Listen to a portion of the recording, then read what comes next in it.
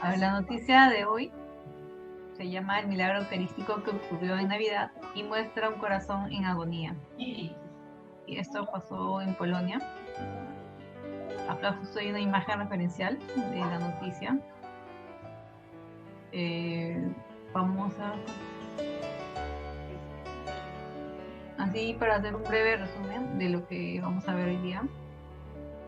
En el 2013, uno de los milagros eucarísticos más recientes y oficialmente aprobado por el Vaticano ocurrió en la Navidad en Polonia y contiene el tejido de un corazón sufriente en agonía.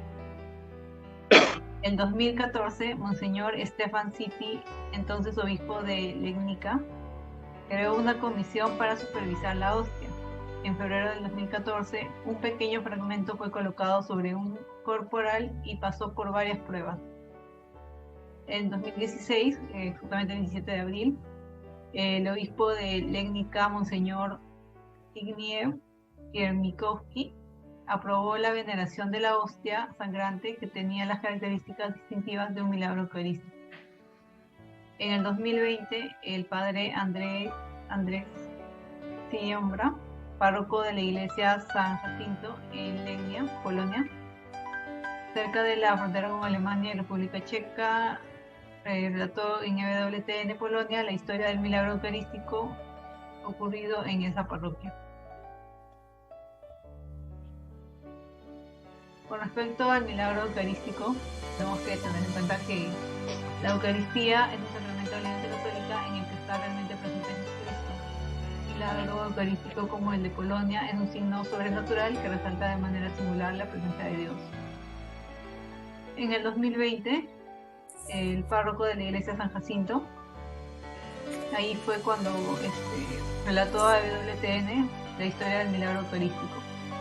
En la Navidad del 2013, la hostia consagrada cayó al suelo durante la distribución de la Santa Comunión y después esta hostia fue colocada en agua. Luego de 10 días se descubrió que había una mancha roja en ella, explicó el sacerdote polaco.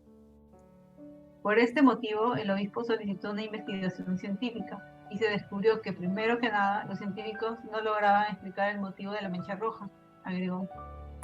Sin embargo, en una investigación histopatológica detallada, se encontró un fragmento del músculo cardíaco en agonía bajo el microscopio, indicó el padre Siombra.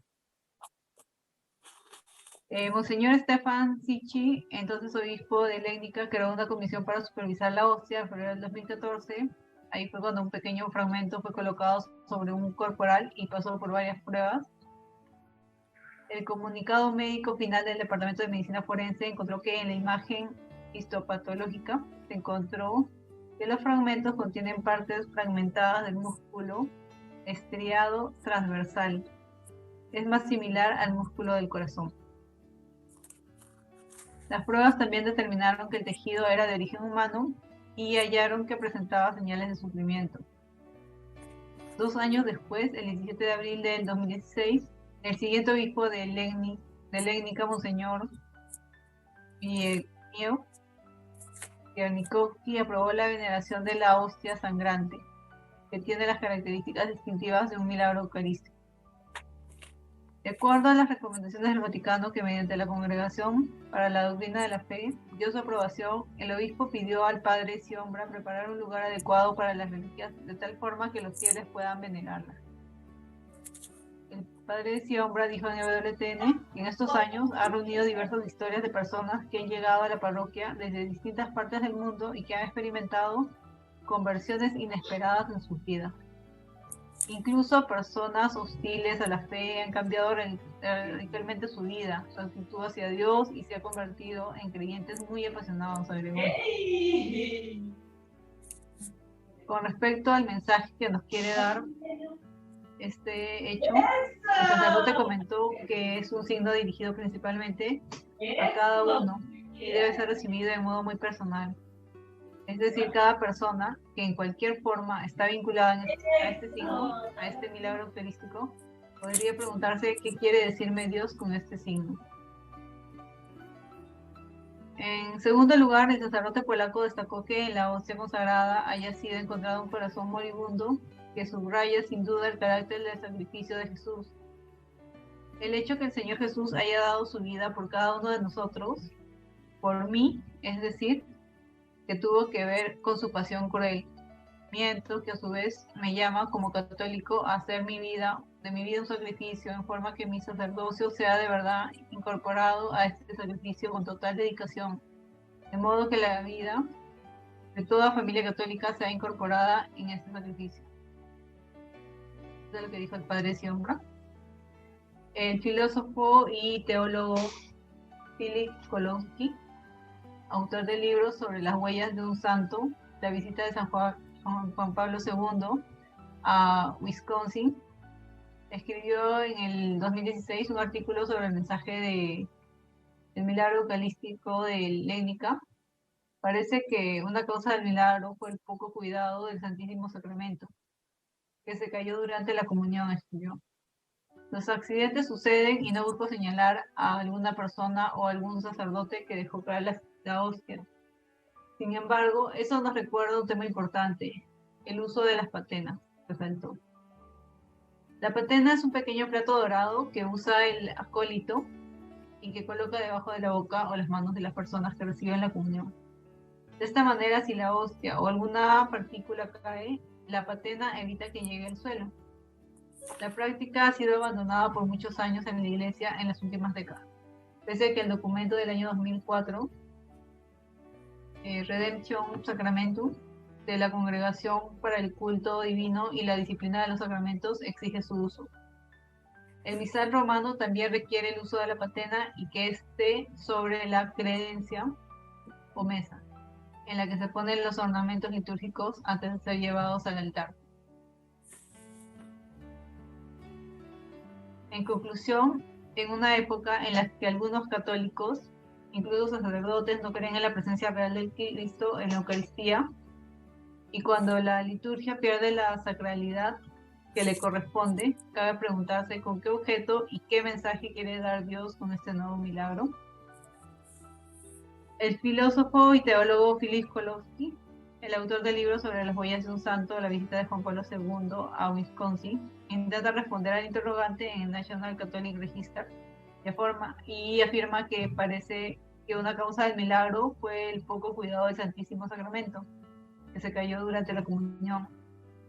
Bueno, ahí indicó que los accidentes suceden y no busca señalar a ninguna persona o algún sacerdote que dejó caer la hostia. Sin embargo, eso nos recuerda a un tema importante, ¿no? El uso de las patenas.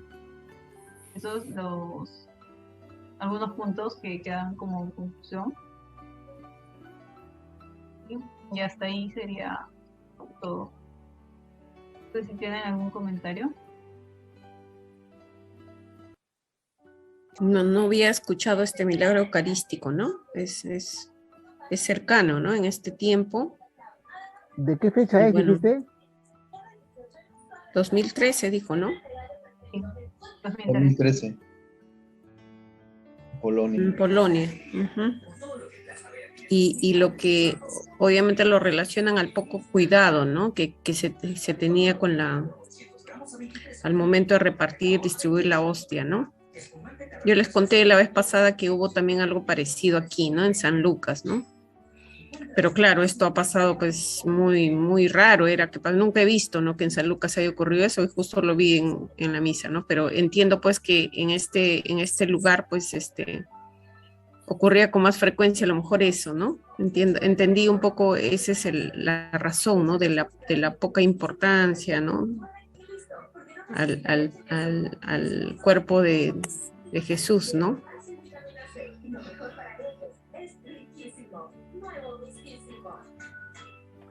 Muy bien. ¿Alguien más, por favor? Sí, ahora más que en otros tiempos creo que se observa eso, como que ya no hay esa devoción tan, ¿cómo te puedo decir?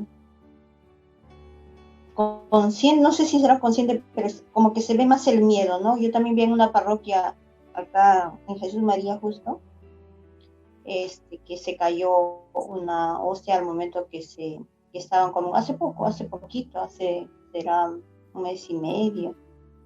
Y la verdad el señor se lo levantó y se lo llevó al asiento y había una señora que lo siguió a ver qué va a hacer con la hostia hasta que se sentó en sus días. No sé al final si llegó a comulgarlo porque se cayó al suelo y con ese miedo del virus, o sea, la gente ya peor, ¿no? O sea, no sé qué, el sacerdote se quedó mirando, pero la verdad no me di cuenta si el señor llegó a comer el cuerpo de Cristo, ¿no? Y sí, ¿no? Se percibe bastante eso, ¿no? No hay esa, como dice, esa sacralidad que cuando uno observa, ¿no? Entonces, a veces yo prefiero no mirar porque voy a entrar en juicio y me hago llorar nomás. Y eso es lo que pasa ahora más que todo, ¿no? De hecho, en el caso que yo conté hace un ratito, era la niña, ¿no? O sea, un papá se acercaba a comulgar con su niña, ¿no? Su niña era, pues recién se habría hecho la primera comunión, era pequeña, ¿no? Y el papá pues le hacía señas de cómo recibir, ¿no? Entonces la niña por nerviosa, me parece, porque tenía pues la mascarilla, ¿no? Entonces cuando se cae, el cuerpo del señor se cae, o sea, todos quedaron un poco así y el papá agarró rapidísimo del suelo, lo recogió y él lo tomó, ¿no? En la boca, o sea, fue algo que quizás no fue como que se lo llevaron, ¿no? Sino el padre agarró, ¿no? La puso a un costado de su hijita y se lo metió rápidamente en la boca, lo comió, ¿no?